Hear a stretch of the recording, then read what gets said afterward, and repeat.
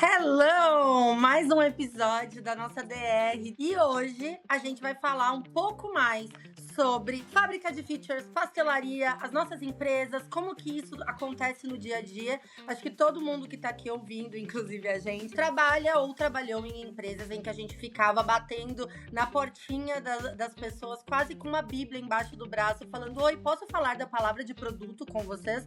E no dia a dia mesmo não era isso que acontecia, e vinha bastante wishlist, Excel com lista, enfim, né, top-downs infinitos. E hoje a gente quer trazer uma colher para nossa DR, né, Dani, para desbravar um pouco mais o porquê que isso acontece e como que a gente consegue resolver, tentar resolver pelo menos. Exatamente, eu acho que hoje o tema aqui principal é da gente trazer para a mesa, na nossa DR aqui, a estratégia de produto, né? O que muitas vezes falta, a gente fala muito do The Missing Link, é o link que falta entre, né, a visão de produto, a estratégia da companhia, a visão de produto e o link ali para a estratégia do que é essa estratégia de produto, que muita gente fala, mas poucas pessoas e poucas empresas têm.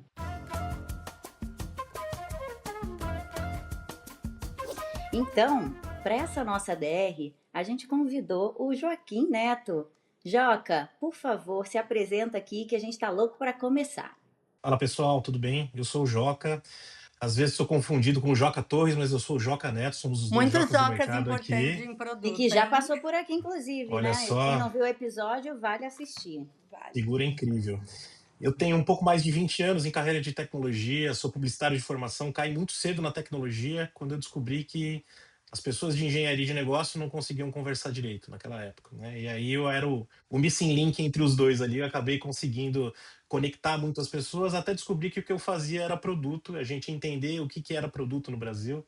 Passei muito tempo dentro da Móvel, passei muito tempo dentro das investidas da Móvel, foram aí, sei lá, mais de 15 anos.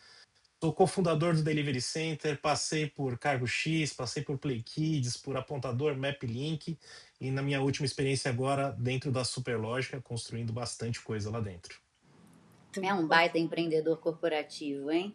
Exato, já passou por tudo. Eu É bem gosto, eu aquele, gosto. o produteiro, ser o CEO do negócio, acho que você leva isso bastante, né, no Mas seu isso faz histórico. muito sentido, eu acho, sabia? Quando eu vejo as pessoas de produto que mais performam e mais se destacam e mais crescem, tem essa pitada do empreendedorismo que assim, eu nunca vi alguém sem que conseguiu evoluir.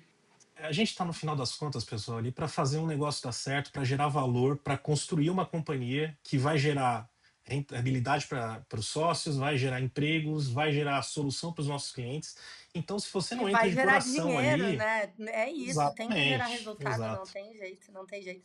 Acho que é um bom exatamente. gancho para a primeira pergunta que já vai ser muito boa, porque eu já quero responder ela, mas obviamente prioridade para o Joca. Por que que é tão difícil fazer estratégia nas empresas hoje dentro do Brasil? Assim, a estratégia de produto, né? Não a estratégia geral, a estratégia de produto. Para mim, eu acho que a resposta disso está ligada no fato de as empresas adorarem executar, né? Executa, faz, empilha feature, empilha. Muitas empresas que se classificam como empresas de produto, no final das contas, acabam atuando como empresas de projeto, que basicamente estão ali entregando e não revisitam aquilo que elas entregam. Mas é muito difícil você ver um time de liderança tomando decisão. Eu falo muito sobre o papel da diretoria, né? O diretor, ele dirige, ele dá a direção. Muitas vezes você não vê isso acontecendo, você não vê isso sendo discutido dentro das companhias. Basicamente, que você tem uma lista de desejos que pode ser ou do cliente, ou do board, ou do investidor, ou de qualquer pessoa da companhia, que está ali sendo empilhada para ser executada pelo time sem critério, né? Se você coloca algumas perguntas no meio do caminho, como por exemplo, qual o QR da nossa estratégia aqui dentro do ano, né? Esse teu pedido endereça? Que problema que a gente está resolvendo que vai impactar de verdade no cliente? Metade desses pedidos cai, porque muitas vezes eles não têm embasamento. Então, a diferença aqui para mim está em empresas que se tornam muito boas em executar e executam cada vez mais rápido e melhor, sem criticidade, sem saber o impacto que vão gerar lá na frente, e empresas que tomam decisão, principalmente sobre o que não fazer. Eu acho que essa foi Pena a que maior não dor que tem eu vivi aqui na minha uma, vida. pena que não tem aqui uma forma de eu mandar o coraçãozinho, sabe, na tela. Plus one, plus one, plus one, plus one, sim. Eu vejo muito, e concordo contigo, além de empresas que gostam muito de fazer, eu sinto que existe uma baixa confiança nas nossas decisões. Quando eu digo nossas, da nossa área de produto e a consequente liderança de produto. E isso traz um microgerenciamento muito forte. Então, eu vejo isso acontecendo em grandes empresas e em pequenas que nasceram digitais e que transformaram digitalmente, uma interferência muito grande no roadmap, né? Que às vezes nem chega. Quando eu falo roadmap, é pensar nele maduro já. Às vezes ele nem chega a virar um roadmap, mas ele é microgerenciado. E aí, eu queria ouvir de vocês, e Dani, se tu puder, eu queria muito ouvir como que vocês se sentem como liderança de produto quando vocês estão nessa situação em que vocês não conseguem executar o trabalho de vocês? Porque eu já me vi nessas situações, tem algumas manobras, até algumas que a empresa não tem cultura de produto, também tô pegando meu caderninho e saindo. Isso já aconteceu na minha trajetória e eu queria ouvir de vocês, assim, como que vocês entendem que isso acontece e como que vocês fazem no dia a dia para minimizar. Eu acho que a gente tem um pouco de culpa nisso, tá? E quando eu digo que a gente tem um pouco de culpa, eu olho principalmente para times que estão distantes do negócio. Produto pelo produto não faz sentido. Se você não desce lá na ponta e entende o que está acontecendo com o teu cliente, entende a necessidade da companhia, por que o produto que você está construindo está gerando problema na operação de um cliente. Ou vou até trazer exemplos reais aqui de algumas companhias que eu passei, né? A gente tinha foco B2B. E ao invés de tirar segundos de operação dos nossos clientes, a gente terceirizava a responsabilidade de um problema que a gente tinha que resolver dentro do nosso produto, para que o cliente apertasse um, dois ou três botões e a gente adicionava 5, 10 minutos de operação para esse cara. Se você soma isso no final do dia, às vezes um cliente que tem ali um potencial de fazer 1.000 pedidos dentro da operação dele, isso cai para 800, para 700, porque você gera uma complexidade absurda.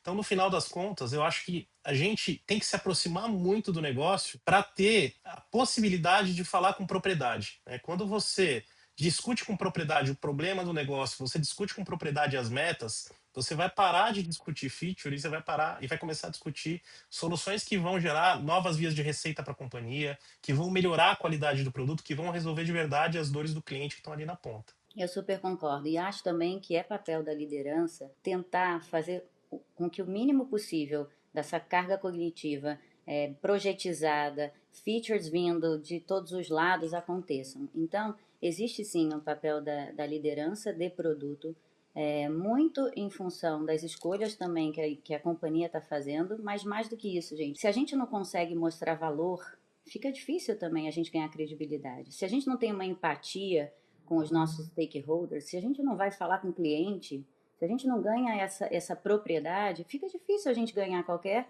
batalha dentro das companhias, né? Acho que a gente não tem nem embasamento para chegar nessa conversa. Antes de eu apontar o dedo para os outros, eu olho para dentro, eu olho para a minha estrutura, inclusive de produto, e entendo se a gente tem maturidade para poder estar sentado nessa mesa e ter esse tipo de discussão.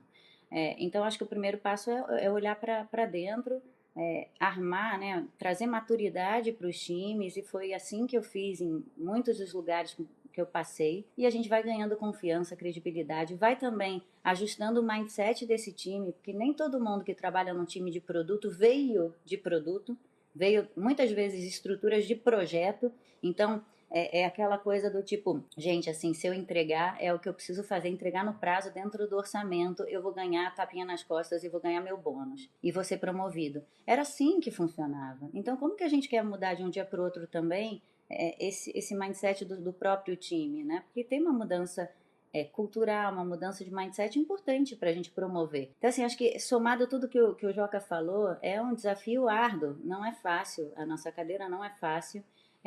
Eu digo que é para poucos, e você escolheu estar nessa cadeira, vai precisar fazer isso, vai precisar trabalhar, vai precisar olhar para si antes de olhar para o outro e colocar a culpa no outro do porquê que aquilo não dá certo, né? Porque aquilo não funciona. Um termo aqui, que é um termo que eu tento combater muitas vezes, que é a pastelaria, né?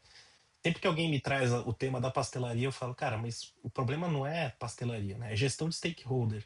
Se você tá colado no stakeholder, ele entende o que tem na fila, que o que você precisa construir, né? Olhando para roadmap, olhando para backlog, as pessoas confundem isso também, né? As pessoas olham para o passado achando que é futuro, e olham para o futuro achando que é passado.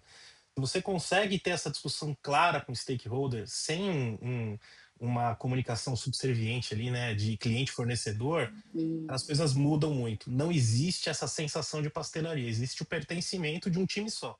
Quando a pessoa faz parte do processo e entende como funciona, a chance de, além de pensar somente como um fornecedor, ela diminui e a distância diminui também. Ela tá perto, então ela consegue Uhum, entender os nossos porquês, né? E a gente não fica, eu costumo brincar que é o time mestre dos magos, que vem, aparece, some por um ano, depois volta, não entregou nada do que a empresa uhum. queria, aquela coisa. Mas eu, particularmente, acho um pouco ilusório achar que a gente chega nesse lugar em todas as empresas. Eu nunca cheguei nesse lugar 24/7. Eu acho que, assim, chega numa maturidade em que a empresa, e graças a Deus tenho cases para contar disso, assim, que as empresas confiam na área de produto. A gente é mais propositivo do que reativo numa questão de roadmap e tudo mais, mas nunca é 100%, justamente porque não conseguimos estar em todos os lugares e comercial lá e resultado para chegar e um fundador presente. Queria ouvir, já deu certo de ser tão sublime Olha, assim na tua vida? eu acho que é um trabalho diário. Você nunca vai conseguir resolver todos os problemas e conectar com todas as áreas da companhia.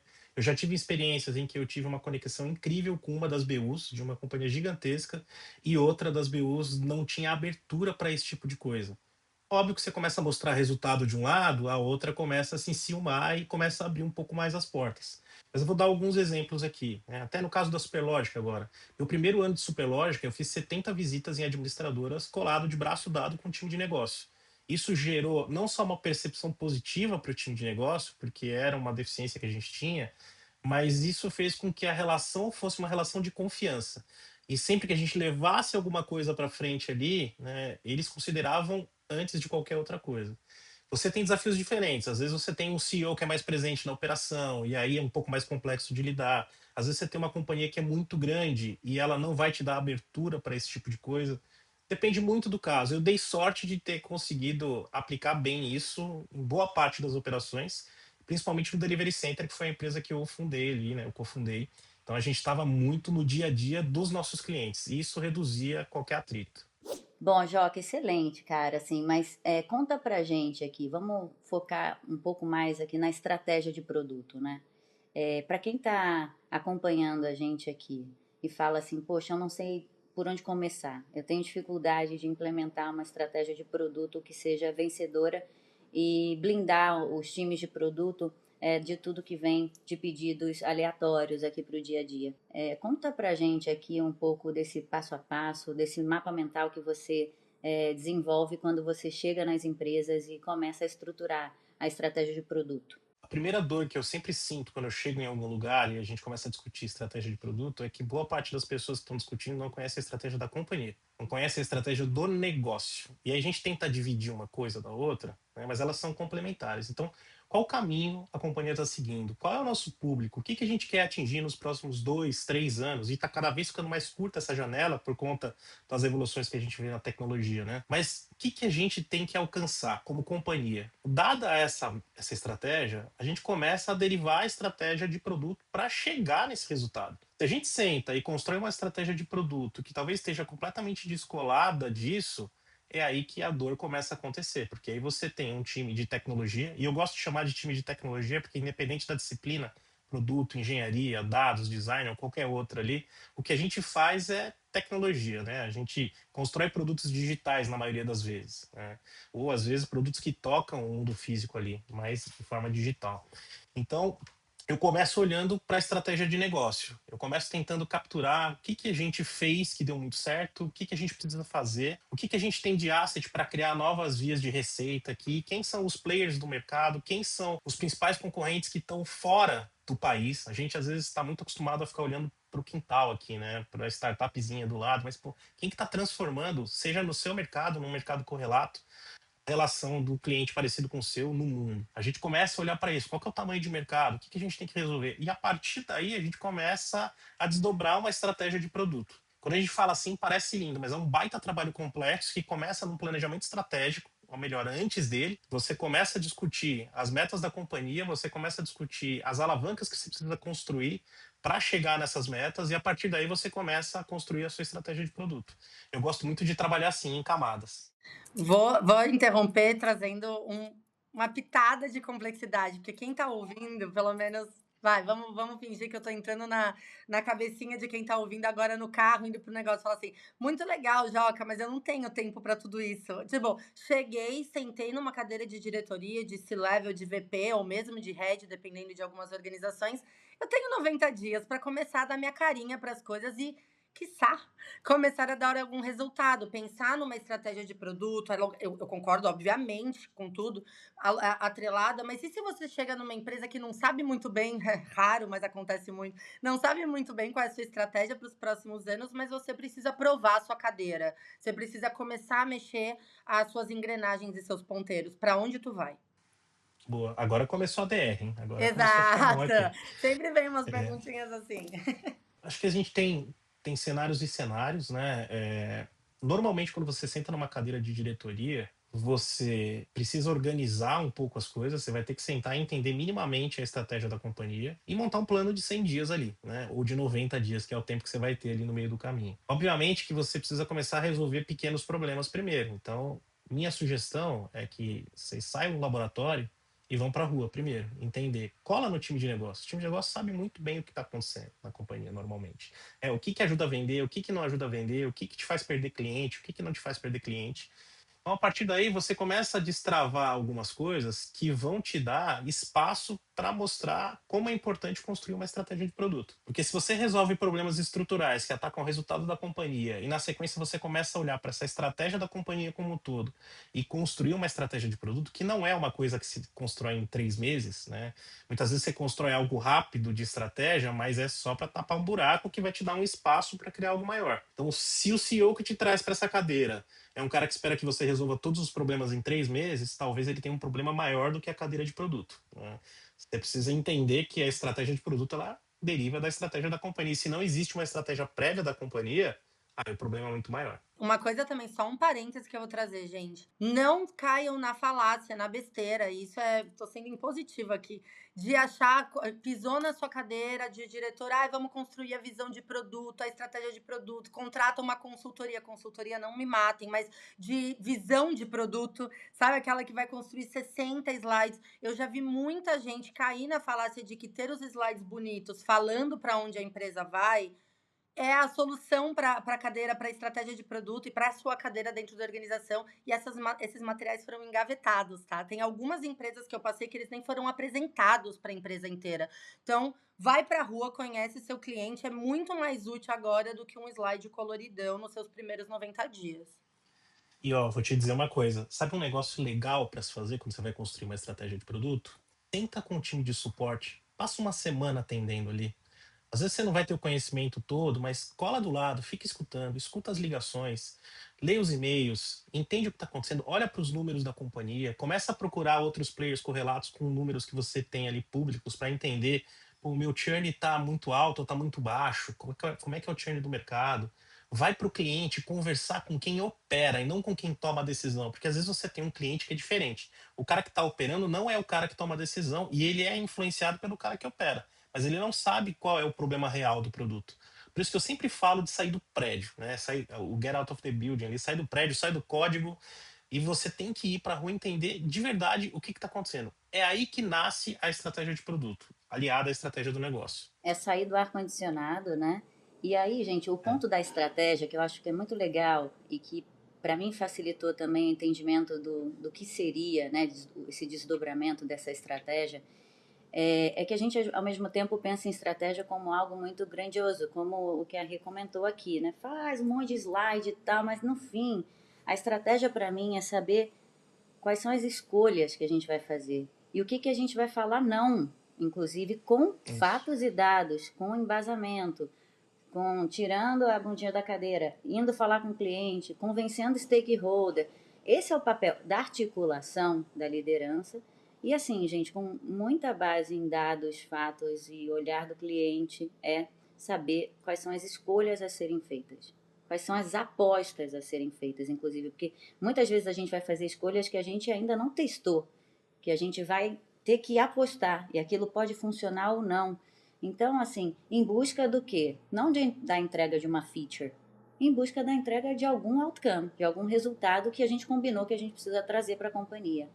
Então, assim, É só para simplificar também um pouco do entendimento sobre o que é estratégia de produto, porque fica uma coisa muito etérea, muito, o que será uma estratégia de produto? Será que eu tenho que fazer uma apresentação imensa?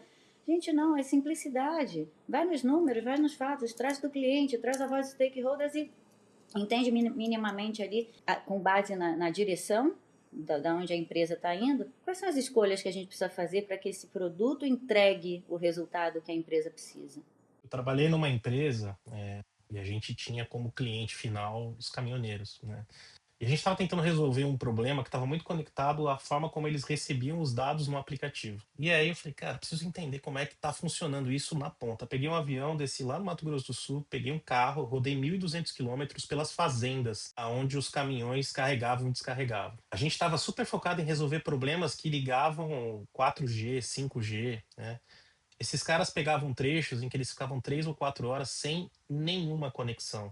Eles passavam, às vezes, 1, 2 semanas com o caminhão atolado dentro de uma fazenda, sem ter como sair de lá, às vezes pedindo carona para um tratorista que está passando ali para conseguir comprar água e comida na cidade e depois voltar para esse caminhão. Quando você está no laboratório, você não entende essa realidade. Aí quando você tira o dev da cadeira e consegue levar ele para lá, quando você tira a pessoa de produto da cadeira, para ela entender que a realidade do teu cliente é estar com o pé no barro ali, com o caminhão enfiado na lama, ele não vai se preocupar só com a qualidade do asset que ele está subindo dentro do app, né? Se o botão é pixel perfect ou não.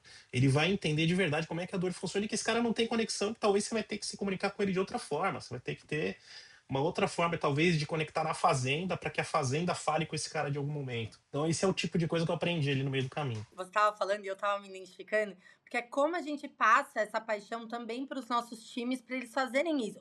Assim, inevitavelmente, todas as Dá o pessoas. exemplo, né, Rê? Dá o Exato, exemplo, né, exato. também. Que eu converso, por exemplo, tô aqui falando com vocês, obviamente teremos muitas histórias.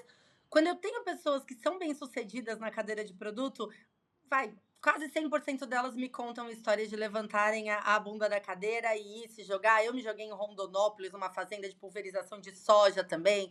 Fui lá né, fui descobrir, pensando um pouco nisso que tu trouxe, os engenheiros norte-americanos da Uber não conseguiam entender o que era um Xiaomi Dual Chip.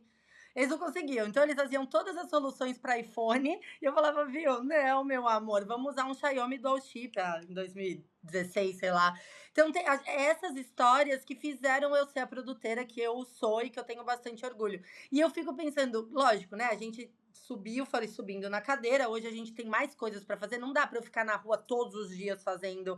Meu time precisa me representar nessa proatividade. E é tão difícil fazer os bichinhos serem apaixonados pelo produto, usar o produto, falar com o cliente. Nossa, eu fiz inúmeras iniciativas para tentar tocar o coração de todo o meu time, mas não vou dizer que é a minoria, mas metade do time assim não engaja desse jeito que a gente foi engajado.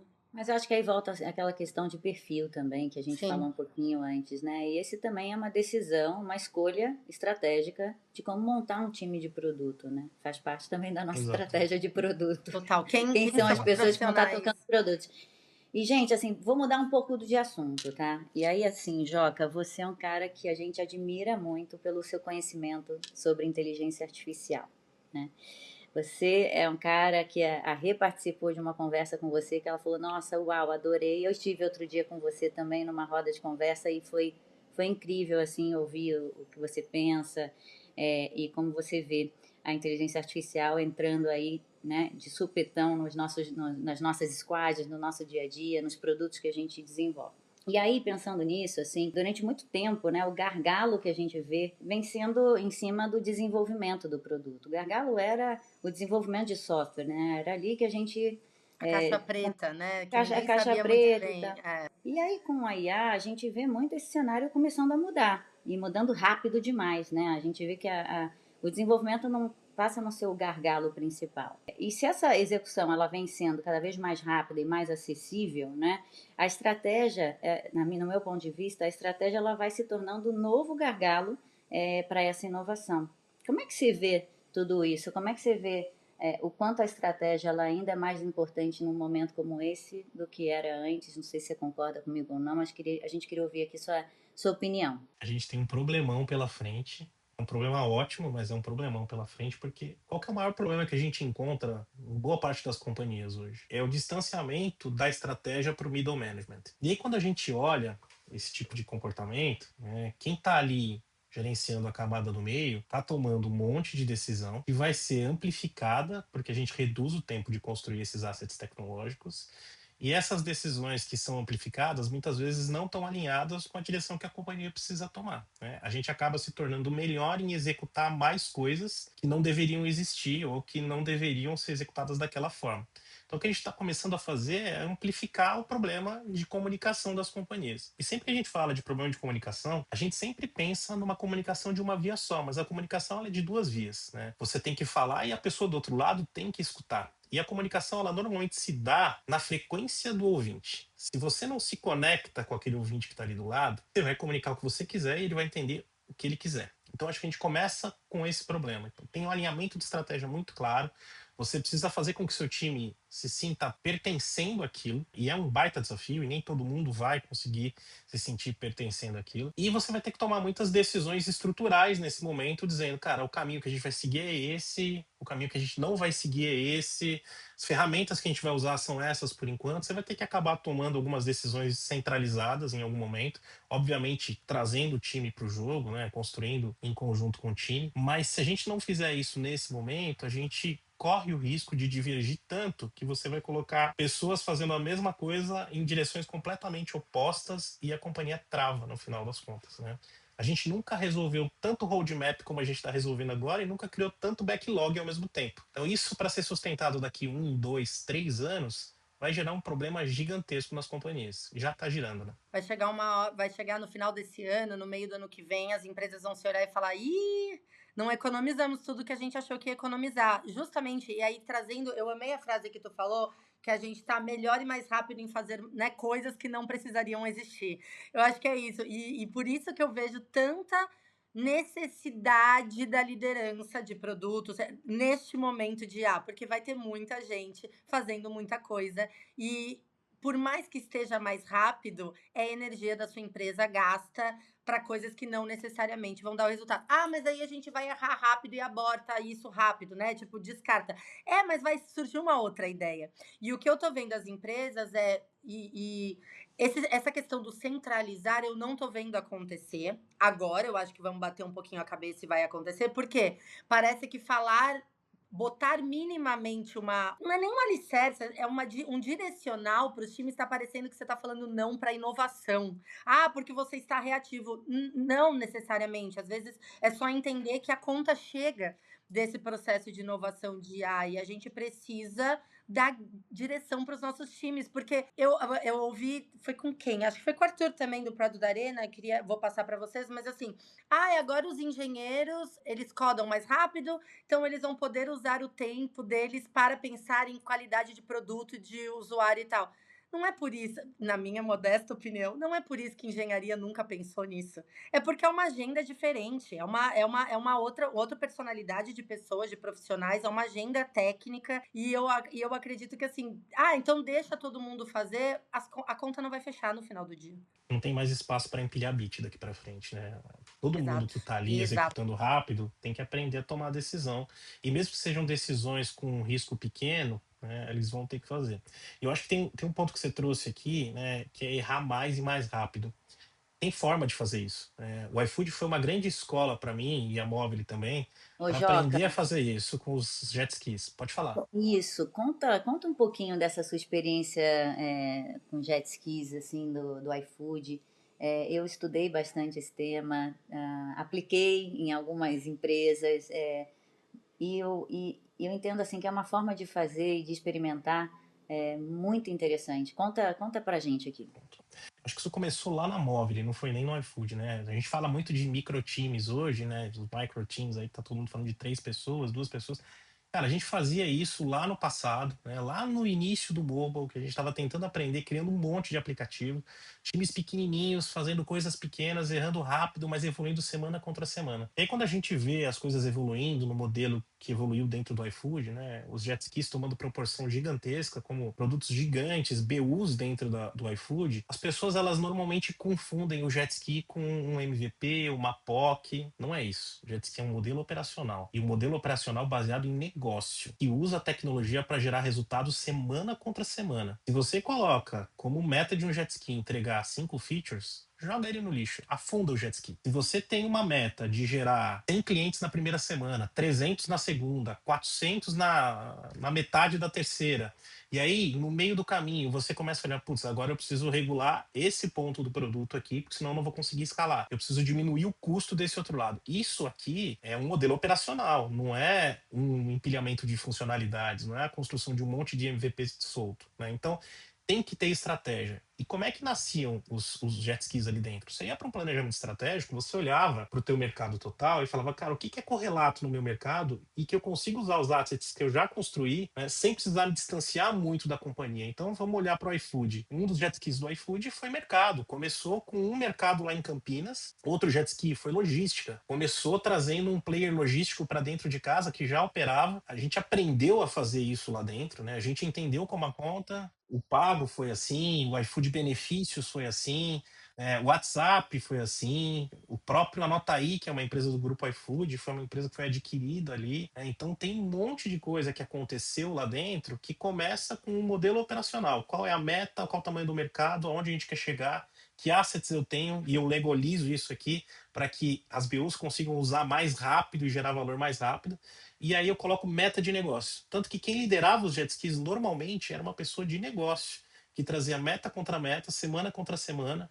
Uma vez por mês a gente tinha uma revisão disso para entender se estava dentro do caminho que a gente esperava ou não. E uma vez a cada 3 meses a gente olhava e falava, vou pôr mais combustível aqui ou vou afundar. E se eu afundasse, eu pegava esse time que estava aqui e colocava num outro jet ski que estava indo super bem. Se você olhar para o todo do iFood, se eu não me engano, o número era de 35% das pessoas que rodavam entre áreas a cada 6 meses dentro do planejamento estratégico. Então você tinha times super flexíveis rodando de acordo com o propósito da companhia. Logística, tu falou logística, né? Eu lembro da época do iFood que eu tava, tinha a Spoon Rocket, que foi o primeiro spin-off do iFood para fazer logística. Por que eu tô trazendo isso? Nessa receita, você falando, para mim entra também um ponto de tolerância a não acertar na primeira vez, porque a Spoon Rocket não foi um Uhum. sucesso de imediato. Aliás, a dificuldade logística foi gigantesca com a Spoon Rocket. E existia, até o Gandolfo era o CEO da Spoon Rocket. Ela quase virou uma empresinha paralela, mas eu não estava nas discussões estratégicas, eu era uma mera camponesa, né, uma PM, mas assim, eu olhava e falava assim: existe uma tolerância ao até onde a gente vai, não vamos afundar logo, não. Como que tu vê isso nessa matemática mirabolante legal de foco em resultado, semana contra semana? Na vida real existem flexibilizações, senão a empresa não parece é robótico e não é assim no dia a dia, É. né? Eu acho que o ponto importante aí é qual é o tamanho da tua necessidade, né? O apetite ele vem com o tamanho da fome. Então, ali naquele caso, existia uma trava de crescimento que era, meus restaurantes não conseguem entregar todos os pedidos que eu despejo ali dentro. Eu preciso resolver isso. Isso aqui é ou eu resolvo ou eu morro em algum momento. Para isso acontecer, eu preciso pensar em como resolver esse problema criando uma operação aqui dentro. Então, quando você tem esse modelo operacional, você não tem só um KPI ali, você tem vários KPIs que vão te ajudar a pilotar. E às vezes você não consegue crescer ou em engajamento de drivers ou em quantidade de restaurantes que usam o serviço, mas você começa a refinar os outros números e começa a te mostrar que, putz, a operação tem um caminho, o que eu preciso fazer é destravar o crescimento aqui, ou eu preciso captar mais restaurantes, ou eu preciso captar mais entregadores. Como é que eu faço isso aqui dentro? Então, você tem mais flexibilidade porque a tua fome é maior do lado de cá. Se você não resolver isso, ferrou. Então, existia essa plasticidade dependendo da importância do jet ski. Essa flexibilidade tem a ver com o desafio de negócio, né, que você tem. Então, você tem mais apetite a aguardar mais, a esperar mais para chegar naquele resultado, que não necessariamente são desafios triviais também que esses times recebem para resolver, né? Mas acho que essa é a lógica também, a lógica do que a gente vem falando aqui sobre produto. A gente põe um monte de squads para rodar, a gente põe um monte de rituais e tal, mas a empresa não opera com um modelo de produto, ela ainda opera no modelo de projeto.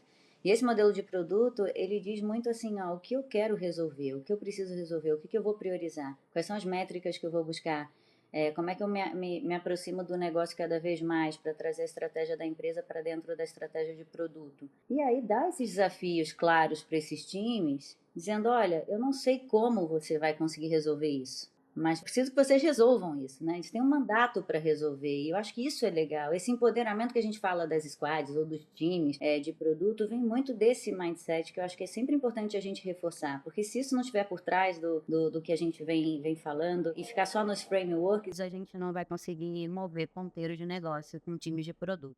Eu perguntei justamente dessa qual que é a paciência para o erro, porque às vezes nós, como liderança, e os nossos líderes, fundadores, CEOs e tal, entende-se como jet ski ou qualquer metodologia que tenha tido sucesso em algumas organizações com os times de produto, como quase uma maneira de afogar os times de produto. Assim, ó, se a gente está medindo de semana a semana o resultado e não veio, desencana desse produto e vamos fazer outra ideia. Não é assim. Isso é a liderança simplificando de maneira conveniente uma metodologia que precisa ser mais complexa, ela é mais profunda. Quando você tem um modelo de negócio, exatamente o que eu vou reforçar isso não é um indicador em 15 dias que vai dizer se seu time fez um bom trabalho ou não. Na verdade, é um conjunto de indicadores e uma tendência.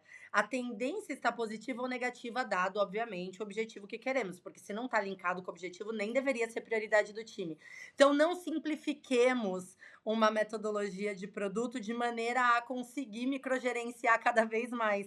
Vamos utilizar dessas metodologias para evoluir a nossa agenda dentro das empresas, né? Eu vou contar um caso oposto aqui. Eu fui advisor de uma companhia e o CEO me pediu para falar um pouco sobre esse tema e eu trouxe estruturado ali, cara, o que que era um modelo operacional, né? Como é que a gente construía, o que que a gente precisava fazer, como eram os formatos dos times, como é que a gente desencadeava isso vindo das metas da companhia, olhando para o mercado. Vamos para um planejamento estratégico, todo mundo levantou as mãos, vamos fazer, é incrível, bora lá. Passaram 2, 3 semanas, veio a discussão de orçamento, né? E aí, quando você olha para o modelo operacional, você precisa ter uma liderança de negócio 100% dedicada para aquilo. Porque se você está construindo uma nova via de receita para a companhia e você não pode ter uma liderança de negócio só para aquilo, então você tem que revisar se você realmente quer abrir novas oportunidades de negócio aqui. Se você não consegue dedicar um time de 2, 3 pessoas ali dentro, talvez não seja importante o suficiente para você dedicar budget para esse negócio. E aí, no final das contas, o que que aconteceu? O budget foi cortado, aquele modelo operacional virou exatamente o oposto que a gente falou que não deveria acontecer, né? Virou um puxadinho embaixo do PM, e aí, uma vez por mês, a pessoa de negócio batia para saber se eles tinham entregado as features que foram pedidas, e no final, o que que aconteceu? A gente jogou 6 meses de verba da companhia no lixo, porque não existia nem o investimento necessário e nem o tempo necessário de maturar. Quando você está nesse cenário, é melhor não fazer. É melhor você otimizar o que você tem dentro de casa. Ou tentar dar um tiro menor. Ao invés de ter 3, 4, 5, 10, faz 2, faz 3. Mas tenta concentrar a tua energia ali e olhar isso como um novo negócio nascendo na companhia. E só para complementar, às vezes é melhor você ter um time desse, começar a provar valor e aí ganhando credibilidade que esse modelo operativo, ele sim tem seus benefícios, né? Do que você começar com um monte de time e sem esse modelo operativo de forma clara na estratégia da liderança maior dessa companhia, né? Bora falar em IDA, então, que trazendo, né, nossas conversas com o Joca, realmente me surpreendeu algumas vivências que tu tá tendo em IA e é por isso que eu achei tão legal e conversei com a Dani, ela super também achou a gente transbordar essa porque não é todo mundo, né, que está conseguindo neste momento ter essas experiências. E eu quero começar com uma primeira pergunta, Joca, que é assim, eu vejo que muitos falam de nossa, entro em várias conversas, tem semanas que minha cabeça explode, eu não quero nem mais ouvir a sigla, mas o que eu vejo ainda é uma dicotomia na realidade das empresas em que temos pessoas, lideranças e metas, vamos evoluir, e empresas com legados, monolitos, stacks completamente defasadas, que eram problemas que a gente tinha antes de entrar na mesa e já eram complexos.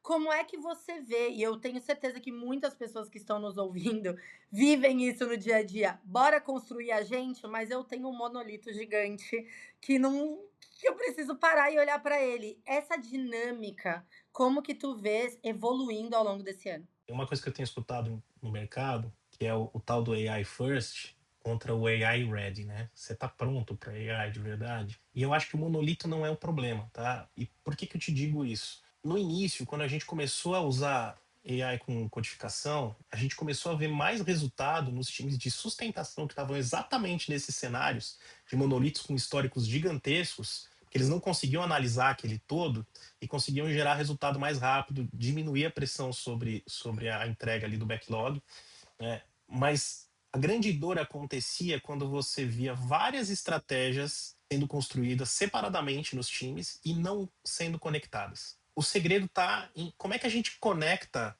todo esse passo a passo da AI dentro da companhia para resolver um problema, né? Como é que a gente cria ali um framework que se conecta de ponta a ponta? Não é só o agente solto. Esse agente ele tem capacidade de tomar uma decisão. Eu vou dar exemplos ali de iFood, né? Poxa, você tem um agente de atendimento que consegue entender ali na ponta se aquele cliente tem um histórico de cancelamento ou não. Você consegue entender se realmente aquele pedido estava atrasado ou não, quais eram os itens daquele pedido, ele consegue fazer estorno automaticamente sem precisar bater numa pessoa de atendimento. Então, quando você começa a conectar as pontas e você empodera de verdade um agente, você resolve um problema real. Você ataca uma camada inteira de problemas da companhia. Se você vai lá e cria um agentezinho que vai fazer revisão de código, você cria um agentezinho que vai importar uma planilha, você vai criar um monte de iniciativa separada na companhia que não resolve nada no final das contas, né? E aí você tem mais 15 assinaturas ali de serviços no final do ano. Você vai ter o CFO olhando para a conta ali no final do ano, cada dev vai custar $2.000 a mais e não estava previsto dentro do budget, né? E aí a gente tem uma completa loucura dentro das companhias. A gente vê muito disso. E aí você tem um outro problema que é a segurança, né? Como é que a gente está olhando para a segurança nisso tudo? Lovable maravilhoso, eu adoro. Só que no início a gente não tinha ideia de como que aquele negócio ia funcionar e todo mundo saiu tocando token ali para todos os lados, né? Você tinha secret espalhado em tudo que é lugar. Como é que a gente resolveu isso, né? Porque a gente entendeu que o vibe coding era legal para algumas experimentações, mas não era o nosso caminho. A gente foi para um caminho de spec coding. A gente começou a construir padrões e começou a entregar módulos ali, especificações e capacidades para o nosso time conseguir construir mais rápido, inicialmente, sem precisar depender ali de um vibe coding como a gente estava acostumado em Lovable, Rapid e companhia, né? A gente também usou isso para prototipar diferente, né? Porque o protótipo vira um produto vivo e você consegue testar 55 versões com o cliente em uma semana. A gente fazia vários eventos trazendo os clientes para dentro e construindo real time com eles ali, sentando do lado e criando uma solução que já era executada. E no final, sabe o que foi o mais legal de tudo isso? Quando a gente começou a usar o spec coding, começou a trazer pessoas para dentro de casa ali que eram da área de negócio, a gente tinha uma pessoa lá, tem uma pessoa lá na Superlógica é o Massa, eu sempre vou falar do caso dele, né? Ele já tem mais de 70 anos, ele já teve experiência com codificação no passado, mas ele é um cara que vem de uma área administrativa, trabalhou em banco muitos anos, passou por administradoras. Esse cara voltou a codar e entregar a solução para o cliente dentro da operação do cliente no mesmo dia, porque a gente entregou ferramenta para ele que já conhecia exatamente o processo de uma administradora. Então, quando o cara conhece o processo, é muito mais fácil de gerar resultado. Essa história desse programador de mais de 50, 60 ou 70 anos, não sei, foi uma das que me inspirou trazer você aqui, porque eu acho que às vezes a gente fica muito também no 1 mais 1 é 2 e esquece que tem uma parte muito legal de inclusão, ou de reinclusão, né? Que a IA, assim como outras soluções, mas a IA é a quente do momento, pode trazer. Mas eu não posso deixar de trazer que é pouco não é escalável. É um exemplo muito legal, mas é uma exceção, não é uma regra. E quando isso é trazido de uma maneira da regra, me assusta um pouco as pessoas falando qualquer um na minha empresa agora vai poder codar, sendo que até no Lovable o back-end ainda é desafiador, entendeu? Eu tentei fazer uma conexão com uma API lá, perdi minha paciência e usei meus créditos em outra coisa de front-end. Tudo isso para perguntar aqui para fechar. O que você acha que acontece esse ano nas organizações? Eu acho que daqui a pouco a gente vai começar a fazer a matemática, mas esse ano, o que esperar? Você viu, tá fácil. É esse ano só É, que a gente quer eu saber. quero Tô só até tranquilo. novembro. Depois Não de é nem novembro daqui a eu não sei. 10 anos que a gente quer saber. Eu acho que a gente está passando por uma fase de entendimento que vai gerar muita frustração ainda nas companhias. Acho que a gente vai ver muitas contas não fechando. A gente vai ver muita gente que demitiu tendo que recontratar. Muita gente que contratou entendendo que quem veio não vai fazer muita diferença, né? Porque não existe fórmula mágica. Ao mesmo tempo, a gente vai ver custos de token caindo, a gente vai ver soluções começando a aflorar vindas do negócio, os times de tecnologia se aproximando mais do negócio. A gente vai ver um cenário complexo para as empresas de SaaS ali, né, que começam a perder um pouco da barreira de entrada, então você tem um monte de SaaS nascendo e até os próprios clientes construindo suas próprias soluções ali dentro. Vou dar um exemplo, estava na academia, precisava de um app ali para contar tempo, eu não queria pagar US$ 10 e entre uma série e outra eu botei um comando no cloud e saiu o que eu precisava. E melhor do que eu esperava, né? E eu só uso ele hoje. Então, acho que tem algumas coisas que devem acontecer que vão mostrar pra gente um pouco melhor o cenário. A gente ainda está descobrindo e as pessoas estão só tocando a camadinha de usar um chat GPT para ajudar a responder um e-mail, a olhar uma Exato. Tá na camada chat ainda, tudo é Exato. chat agora, Sim, exato. a gente vai conseguir de verdade, né, terceirizar muitas decisões, mas o que a gente não pode terceirizar é o pensamento crítico. É isso que me preocupa. E tem muita gente só apertando o botão e virando biosensor da IA, só executando o que a IA entrega. E lembrem-se que a IA ela é baseada num conjunto de experiência de outras pessoas. Quando você codifica a sua aplicação 100% em IA, ela vai funcionar muito bem ali nos casos de uso que são perfeitos. A hora que tiver um corner case às 4 horas da manhã em que sua plataforma cair e você sentar para debugar esse negócio, pelo menos por enquanto, porque para mim isso é um problema temporal, você vai sofrer, né? Aquele time que conhecia bem o monolito, conseguia meter a mão na massa, talvez tenha alguma dificuldade a mais para resolver. E a gente vê isso sendo gerado em grandes empresas. A própria Amazon com um problema algumas semanas atrás, a gente vê um monte de coisa acontecendo que vai gerar cenários interessantes nos próximos meses. Até dezembro, a gente vai ver bastante coisa. Assim, gente, acho que no final do dia, quando a gente fala de estratégia de produto, ela se aplica ainda mais num momento como esse, né? Onde a gente tem um monte de soluções sendo desenvolvidas, sendo resolvidas em cada mesinha ali da empresa que você trabalha, mas não necessariamente indo na direção que precisa, né? E, Joca, dentro de tudo isso que a gente está falando aqui de IA, vamos pensar um pouco na formação dos times de produto, né? E na formação também das pessoas desses times de tecnologia barra produto, como você chama aí, você chama de tecnologia, eu chamo de produto, mas enfim, esses times que estão ali trazendo soluções para os problemas que são definidos, né? Quando a gente fala da IA, ela está numa camada muito para acelerar, principalmente o que a gente faz de mais operacional nas squads de produto. E aí eu fico refletindo sobre esse tema, a gente até já conversou um pouco sobre isso há um tempo atrás, mas como é que você vê, como é que ficam as posições de entrada, as posições mais júniores, né, dessas squads, quando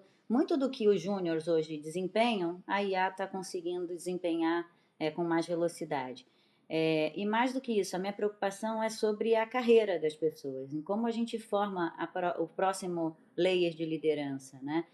Como é que fica, no seu ponto de vista, tudo isso, quando existe, sim, esse afunilamento da entrada de novos profissionais dentro das squads e profissionais mais júniores, tanto em tecnologia, como em produto, como em design, enfim. Acho que a primeira coisa é a gente tá triangulando os processos de contratação. Essa é real, né? Tem muitas vagas que estão desaparecendo. Eu acho que isso é um erro, de certa forma. Obviamente que a gente não vai trazer o volume de pessoas que a gente precisava trazer antes, mas a gente precisa continuar trazendo. Eu não sei se vocês ouviram no passado, né?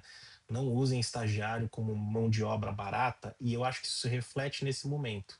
A gente não tem que trazer estagiário para executar só ação operacional. Você está formando uma camada que vai gerar muito valor para a companhia. Então existem outras formas de formar esse pessoal. Essas gerações que estão chegando, elas chegam com experiências diferentes das nossas. Eles se conectam com redes sociais diferentes das que a gente se conecta, com públicos diferentes dos nossos. Então é importante trazer essa camada para dentro da companhia e tentar criar não só o senso de responsabilidade muito rápido, mas entregar um ferramental para que eles consigam gerar impacto alto, não só ficar fazendo tarefa operacional ali. Então, coisas que eu brinco, até uso o termo de corporate hacker lá, né? Pô, você tem problemas ali dentro da companhia, né? Você tem travas entre uma área e outra, burocracias, traz essa molecada para dentro, empodera com uma liderança ali que tem a cabeça super aberta, que vai conseguir apoiar não só na tomada de direção, na tomada de decisão, mas no direcionamento, para resolver esse tipo de problema, para pensar em formas diferentes de resolver um problema que antes era feito com 70 planilhas, para fazer um processo de compras que demorava 35 dias virar um processo de 2 dias, né, usando algo que faça mais sentido. Eles são muito incomodados, eles são muito empoderados hoje em dia.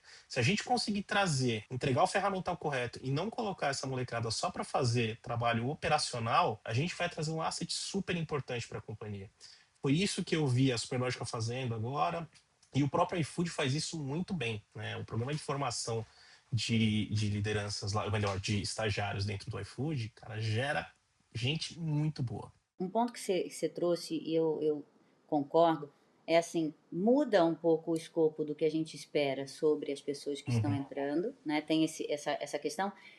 Mas tem outro ponto também que, muda também a forma que você lidera. Muda a forma como que você forma o seu time também. Então, isso vai exigir também mais das lideranças, mais ali daquele DPM, daquela pessoa que é o head ali daquelas squads, de que, poxa, ela não tem que ensinar mais como apertar o botão, ela tem que ensinar aquela pessoa que está entrando a ter um pensamento mais crítico, a ter o atitudinal, ele nunca vai perder. Então, assim, como que a gente treina sobre o atitudinal, como que a gente desperta a curiosidade, como que a gente ouve mais essas pessoas que estão entrando, porque elas têm ideias diferentes das nossas. Então, vai exigir também muito da liderança. Então, a liderança também vai ter que se reaprender a fazer gestão e fazer coaching dos seus times nessa nova era, né? E olha que loucura, né? A gente está passando por um momento em que a gente começa a falar de liderar agentes, né? E a forma como a gente se comunica com esses agentes é conversacional. Então, cada vez mais, o skill de liderança, até para quem está na camada operacional, é importante, porque você vai ter que dar comandos ali, você vai ter que, de certa forma, entender o caminho que você quer seguir e contar melhor a história para que um agente consiga resolver um problema. Então, cada vez mais, esses skills menos técnicos, né, e mais humanos vão ser necessários na liderança dos times e até na execução do dia a dia. Eu ouso dizer, e acho que seria que ser outro episódio, tá? E a gente tá realmente caminhando, foi muito legal, mas que por isso que essa média liderança vai ser cada vez mais questionada dentro das organizações. Porque ficou uma parte quase que empírica da função de engajamento que, historicamente, empresas não dão muito valor. Algumas são exceção, que bom, mas a grande maioria a gente sabe que sai a parte técnica e de entrega diretamente, perde-se um pouco o protagonismo. Então, por isso que cada vez mais eu vejo movimentos de liderança de produto acontecendo, o que está acontecendo muito nessa reunião. Vai para um lado de fractional, de as a service, de como eu posso estar em mais lugares ao mesmo tempo sem necessariamente ser um funcionário. Porque vai precisar dessa cola, mas vai ser questionado se essa pessoa precisa estar 24/7 dentro das organizações, o que eu acho bem saudável também. Mas isso eu acho que a gente vai ter que sentar para conversar um outro momento. E foi muito legal, Joca. Assim, gente, foi demais maravilhoso. a conversa. Na verdade, Obrigado. Não foi uma conversa, foi uma DR de verdade, não é, Rê? Pô, muito! Joca, a gente queria super te agradecer aqui a sua participação na nossa DR. Você foi uma colher muito importante para nós. Dizer aqui que a gente chegou ao fim, infelizmente. Que pena! Quem sabe a gente faz um próximo, né? E então, pessoal, a gente fica por aqui. Joca, fala sobre suas redes sociais aqui pra galera. Boa, vocês me encontram no LinkedIn, /JocaNeto. Queria agradecer demais, acho que o papo foi ótimo. Contem comigo para uma próxima. Sempre que a gente quiser discutir alguma coisa, vamos discutir. E é isso, pessoal. Sou super acessível. Se conectem comigo lá, vamos trocar ideia. E tô aqui para construir junto. Sigam a gente também, Renata Gagetti no LinkedIn, @Vida Real de Produto no Instagram. E Dani Dueck no LinkedIn. Até Beijo, a próxima galera. DR, gente!